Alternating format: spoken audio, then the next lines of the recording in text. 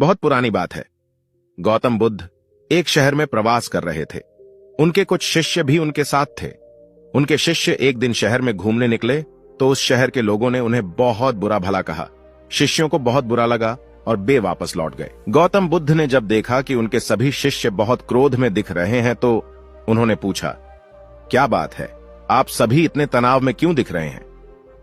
तभी एक शिष्य क्रोध में बोला, हमें यहां से तुरंत प्रस्थान करना चाहिए। जब हम बाहर शहर में घूमने गए तो यहां के लोगों ने बिना वजह हमें बहुत बुरा भला कहा। जहां हमारा सम्मान न हो वहां हमें एक पल भी नहीं रहना चाहिए। यहां के लोग सिर्फ दुर्व्यवहार के सिवा कुछ जानते ही नहीं हैं। गौतम बुद्ध ने मुस्कुराकर कहा, क्या किसी और जगह पर तुम सदाव्यवहार की अपेक्षा रखते हो? दूसरा शिष्य बोला, इस शहर से तो भले लोग ही होंगे। तब गौतम बुद्ध बोले, किसी जगह को सिर्फ इसलिए छोड़ देना गलत होगा कि वहां के लोग दुर्व्यवहार करते हैं। हम तो संत हैं, हमें तो कुछ ऐसा करना चाहिए कि जिस स्थान पर भी जाएं, उस स्थान को तब तक न छोड़े जब तक अपनी अच्छाइयों से वहां के लोगों को सुधार न दें। हम जिस भी स्थान पर जाएं, वहां के लोगों का कुछ न कुछ भला करके ही वापस लौटें।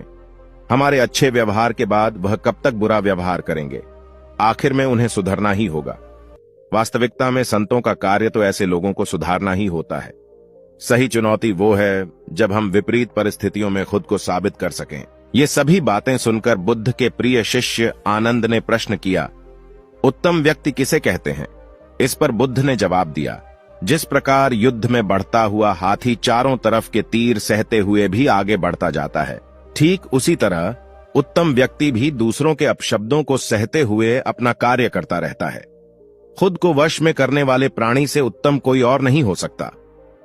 गौतम बुद्ध की बात शिष्यों को अच्छी तरह से समझ में आ गई और उन्होंने वहां से जाने का इरादा त्याग दिया।